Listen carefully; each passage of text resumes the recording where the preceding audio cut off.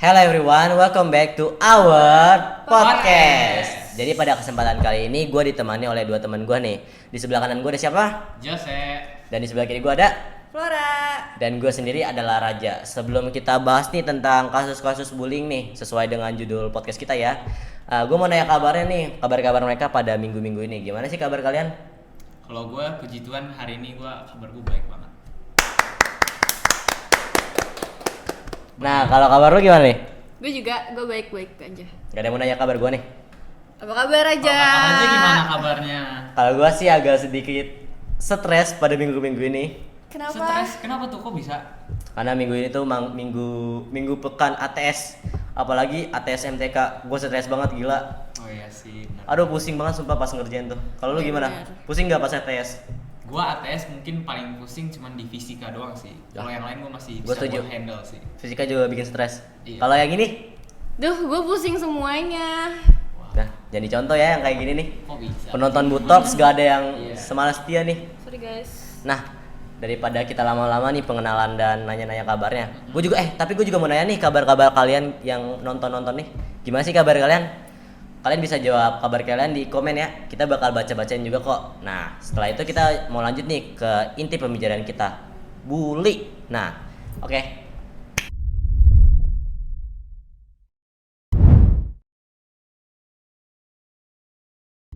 Nah, topik pembicaraan pada hari ini gue ambil dari Instagram, lebih tepatnya di akun Creative Fox. Gue izin baca ya cerita kalian kalau kalian nonton.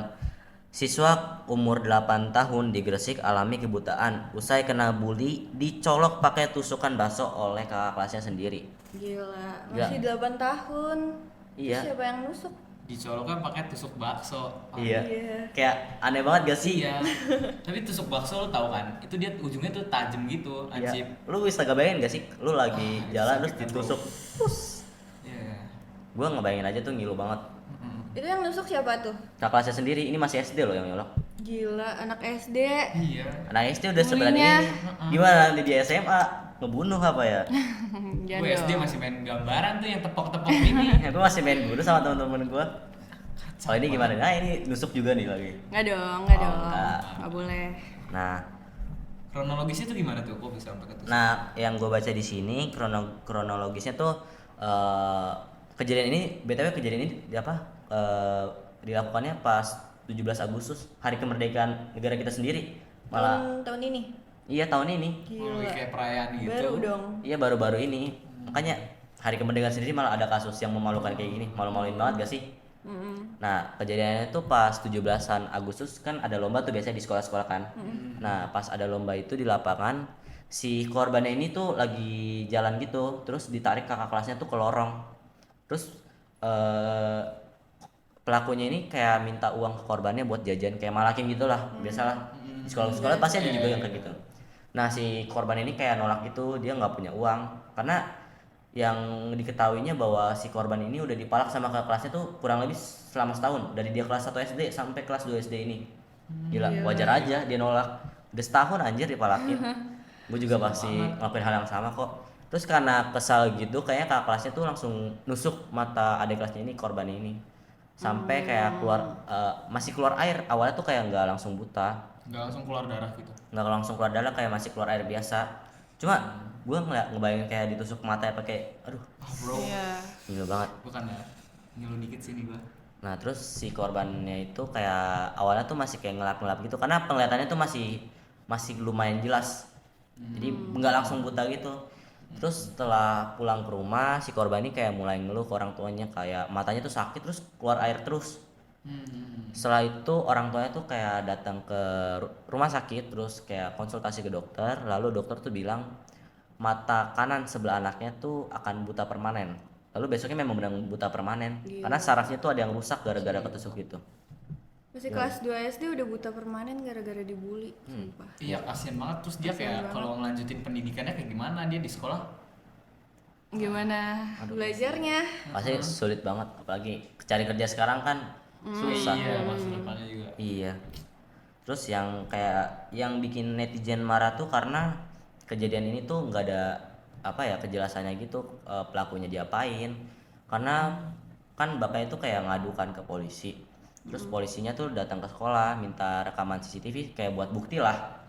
Nah, tapi pihak sekolah ini kayak nutupin gitu kayak CCTV-nya tuh rusak, terus rekamannya tuh hilang. Kayak alasannya macam-macam dah. Jadi seolah-olah mereka kayak nutupin kasus ini. Iya, terus kayak ada yang komen jangan-jangan nih pelakunya nih anak guru nih gitu. Oh, iya. Jadi kayak gimana ya? Berarti sampai sekarang pelakunya masih belum ketemu dong? Pelakunya sih udah ketemu karena korban tuh bilang ke orang tuanya sendiri kayak misalnya pelakunya ini nih gitu. Cuma belum ada kejelasan sih dari media kayak nggak ngejelasin pelakunya tuh kayak gerombolan atau sendiri. Cuma menurut kalian gimana nih? Gerombolan atau sendiri tuh kalau pelaku kayak gitu? Kayak sih kalau bully-bully gini biasanya Gerombolan ya iya, sih. mereka main berkelompok gitu. Nggak mungkin ada yang berani sendiri-sendiri. Iya. Pembuli itu sebenarnya pengecut. Iya, Ya, mereka mainnya cuma setuju. berkelompok gitu. Kalian punya gak kayak kisah-kisah kayak gini kayak korbannya sampai luka fisik yang berat? Sebenarnya sih ya, gue ada. Jadi, mak gue kan punya teman nih. Nah, Iya. dia punya anak. Nah, anaknya ini dia tuh naik ke SMP, masuk ke sekolah negeri. Jadi dia tuh sebelumnya SD itu SD swasta. Nah, karena dia masuk ke negeri, dia kayak kena culture shock gitu kan, kalian tahu kan? Kaget. Jaksa banget nih ya. Nah, jadi dia tuh sama teman-temannya suka dibully, digesek, tau gak aja? Digesek. Oh, alat kelaminnya itu ya di Iya, di yang tiang. digotong rame-rame, terus digesek ke tiang atau kayak pilar di tembok-tembok gitu. Dulu SD tuh banyak tuh yang ngelakuin hal kayak gitu. Nah, tapi di SMP, bro. Seharusnya mereka pembuli-pembuli itu udah punya otak lah ya. Iya. Gila, digesek sampai anaknya temen mak gue ini kelaminnya itu dia membengkak, Gila. bahkan sampai infeksi. Pas dibawa ke dokter, jadinya kayak perawatannya agak mahal gitu. Terus Tapi dari pihak sekolahnya kayak nggak ada, responnya sama sekali. iya, nggak ada respon sama sekali. Malah kayak memaklumkan hal seperti itu, kayak cuman biasalah anak cowok.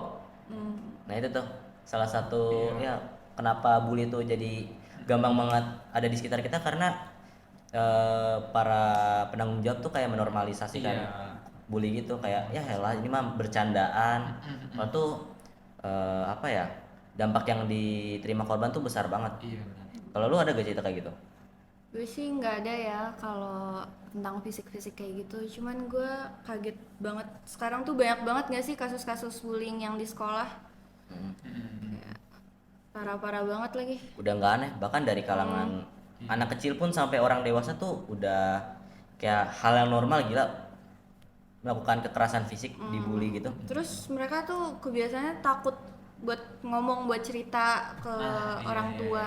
Jadi mendem sendiri. Bahkan tadi lu cerita kan setahun dibully tuh emang dia Iya, nggak dia ngelapor nggak apa cerita ke Iya. orang tuanya? Nah, itulah salah satu fakta unik bahwa korban bully tuh hampir 80% tuh nggak berani ngadu ke penanggung jawabnya. Nah, sorry dikat ya tadi memorinya habis jadi kita mau ganti memori dulu. Nah, tadi yang sesuai yang terakhir gua omongin bahwa faktanya 60 sampai 80% korban bully itu nggak berani ngelapor ke orang tuanya ataupun yang pihak-pihak yang berwenang karena mereka takut gitu. Jadi ya gitulah. Sesuai cerita tadi, korban tuh baru ngelapor saat emang udah terpaksa banget. Kalau kalian gimana nih? Ya biasanya kan korban itu diancam gitu kan sama pelakunya ini. Ya benar. Kalau sampai ngelaporin, gue malah makin parah gitu, makin menjadi-jadi gue jadi namanya sama lo. Jadi dia tuh biasanya terancam gitu, dibuat tekanan, dia takut, makin takut gitu.